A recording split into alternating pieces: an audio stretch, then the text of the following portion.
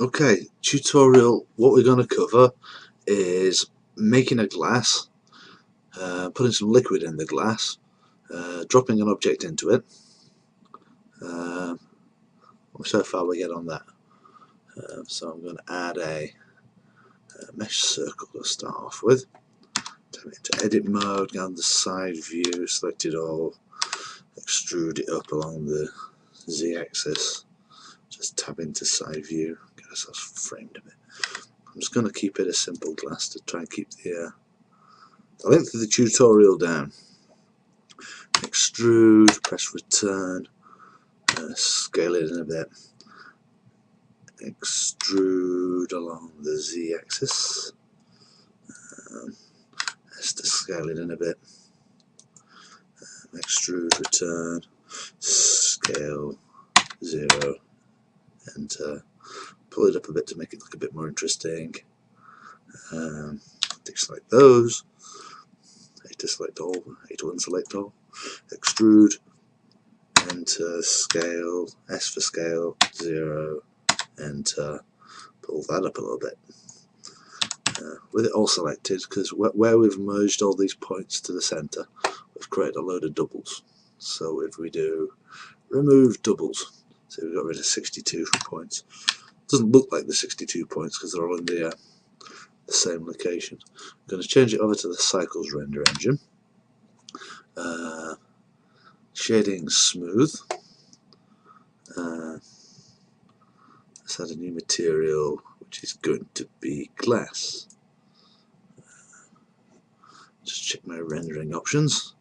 Border, so it's only rendering within the border.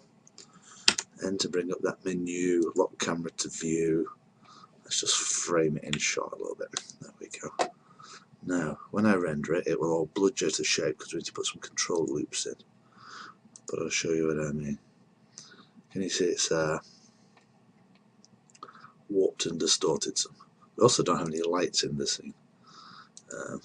Let's sort that out right now.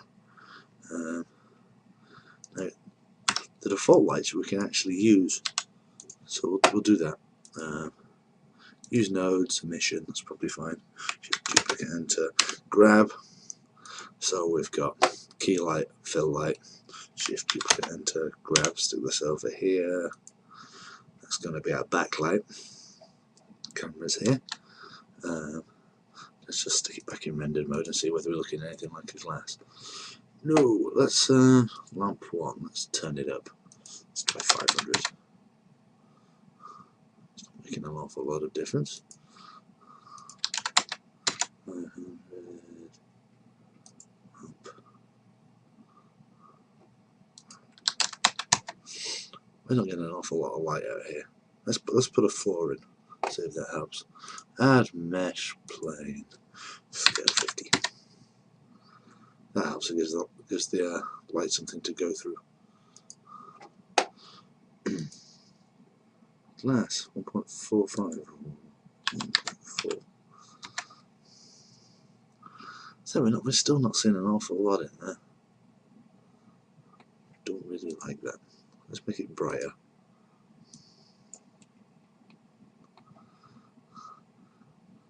I think we're struggling because we've got a lack of anything for it to show up against. Let's go into material. Let's have a look at my model. I want to put some control. Oh, I don't think I put any. Didn't put my subsurface on. Let's put a subsurface on to smooth it out. Put some control loops in. Control R to add a loop. Control R to add a loop and drag it down and see if it pulls the bottom of the glass into a nice shape. Just going to put one on the inside too. Inside bottom. Control R and then slide it down to. No, there's probably fine. Just check what we're looking like now in that rendered view. That's better. There's our dies on the subsurface modifier, which I've got set to 2, which is plenty for this. Right, now we need to make some liquid for inside it. We'll go back into material view and add a loop about there, which is the height the liquid's going to come to. Get it on. face select those, Control plus to grow it up to there. I want to duplicate this selection, Shift duplicate, Enter, P to separate by selection, knock it back into object mode, select the piece I've just made, tab into edit mode. Now we need to grab the top edge loop, which is Shift and Alt to select all those, and then we press extrude returns scale 0. We'll close that off. We'll get rid of the doubles again. We're going to add some more control loops in here to drag our liquid up and drag it back down, because it's got a duplicate of the subsurface modifier on it. Now, its material at the moment is shared. This number 2 means it's shared with the glass. We don't want it the same because we want a different liquid. So we've pressed that, and it makes its own independent liquid. Let's go with red, orange, red. Red's good. 1.4. What should we have? 1.2. Give it a different IO. You can Google these different materials to see what different real materials have, liquids, plastics and glass, and that's not looking too bad. It's running up against the outside of the glass, which is messing it up a bit. So I'm going to select just that bit on its own. I'm going to check its normals, recalculate its normals, and scale it down a little bit. Maybe lift it up a shade too. Let's just see what it's looking like now. That's better. Sometimes when you cut one thing from another, the normals, which are the direction the faces are pointing, gets messed up. Recalculate normals will sort it out for you most of the time. If it doesn't, in the bar over here, which you press N to get up, you press normals, the normals will appear, and these little blue arrows point the direction of the normal face. If some of them are inside, you can select them manually and flip them over there. Right, we need to add an object to drop into this. Let's turn normals off because let's add a add mesh. Let's tab out of edit mode so we don't link them together. Add mesh. UV sphere will do. Let's scale it down a bit. Let's make it smooth. Give it a new material. It was an olive in the demonstration, but we'll just go with a ball just to speed it up a bit. Now, when you're creating an object to drop into something else, you need to apply rotation and scale, otherwise it won't work. Because we're going to be using rigid body tools to drop this in. So this, because it's the thing we want to drop, it needs to be set to active because it's moving, and the glass needs to be set to passive because it's not moving. In this case, the liquid we want to leave alone so it will fall through it.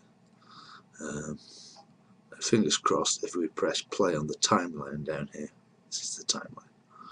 Play forwards, play backwards, rewind, stop, like a tape recorder. There we go. And then it falls. And you can pause it at a suitable moment and see what it looks like in the render view. You can actually drag the timeline back, although it's doesn't give you a perfect instant image, but you'll see it kind of rendering as it progresses along, which is fine, and that's a good start. Right, that's recovering it. So that's making the glass, adding the liquid, separating the materials, setting the olive as an active, the glass to passive, and using the timeline, and a little bit about UVs. Okay, part 2 of the video. Yes, I start every video with okay. That's a bad habit I'm going to work on. Right, let's add a material to my olive again because I changed it because a slight learning curve in the process and the previous demonstration didn't work. Right, to make this, so we're using the liquid simulation, we need to edit the olive so it's not using rigid body physics to drop in. We need to animate it in so it's going to drop in and kind of punch to the liquid. To do that, we need to use the timeline and some basic animation. With the olive kind of positioned above the glass, press I and select Insert Keyframe Menu Location. Then move the olive down so it's in the liquid. Move the timeline along a little bit. I just dragged it, so I've moved it to kind of frame 10. Frame 10. Then press I, Location. Now, when you move the timeline, you will see the olive move up and down accordingly. Now that's fairly important. Right, next we need to select our liquid, which is the red stuff in the glass. Click on the physics menu, select fluid, and select type fluid because it's being fluid. Then we need to select our glass, click fluid again, fluid type, and it's being an obstacle. Now we want to set the ground as an obstacle, which I've already done because I told you I messed it up in my previous take. And we need to select the olive, select fluid, type, obstacle. Now we need to add an extra thing in here, which is a domain. A domain I think of a bit like a fish tank. It's going to be a cube in this state, but all the liquid simulation happens inside the kind of fish tank domain. So any splashes, this is as far as they go. If you had a fish tank and you poured a glass of water into an empty fish tank, it'd spray up and splash the walls of it. This is how I picture it. It's a domain. So select under fluid, set type to domain. I'm also going to add a material to it. I'm going to add my red liquid material. You see it's changed shape already. Right, now with our domain selected, we've got some options to play with. Resolution is the main one. There's a preview resolution and a final one. It's the final one which is an important one. It's by default set to 65, which isn't terribly high. About 200 is probably a good starting point, but it takes such a long time, we're just going to go with the default settings because it uses a lot of memory and grinds things to a halt. To make it work, we just press the bake button and it will start thinking about it. You see the liquid's already kind of dropped down into here. The fluid simulation timer is working its way along the top. I'm going to pause this and come back when it's finished. Okay, it's just finished. It took about 2 minutes, I think. So hopefully when we press play now, splash, there you can see the liquid spreading out and hitting the sides of the domain. We can drag the timeline backwards. You see that liquid jump right back in. So you find yourself an attractive point in the timeline. Let me just frame it in a pretty manner. I'm going to put that into smooth also. Set my domain to smooth to liquefy it a bit. I think we can also add a subdivision surface to it, just to smooth it out. At the moment you can see it's poking through the glass. This is down to resolution. higher resolution, and it won't do that. It gives you a good idea of what can be done with it. And again, depending on how fast your computer is, you can render out all these frames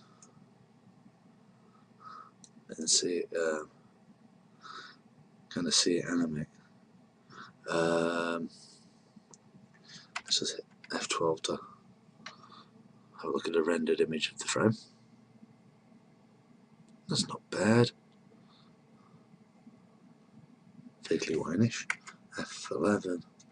And if you feel like going crazy, instead of hitting render, you can hit animation. Let's just make this. Oh, let's try it, see what happens. Hit animation. Now, what this is going to do, it's going to render every single frame all the way down the line. Now, this, as you can tell, is going to take quite a while, up to frame 17 of 250, and we're doing these at quite low resolutions. Now, if you want to make an animation like Pixar do, they render them very big at a very, very high resolution, and they have to do this for every frame of every film, which is quite impressive. I shall come back when it's finished and show you the result. Okay, here's the result of the simulation. I didn't do all 250 frames because it was taking forever and life is too short. And as I mentioned, it's quite a low resolution render, and the simulation's set quite low, which is why it's poking through the sides of the glass. But what it does demonstrate is the boundaries set by the domain.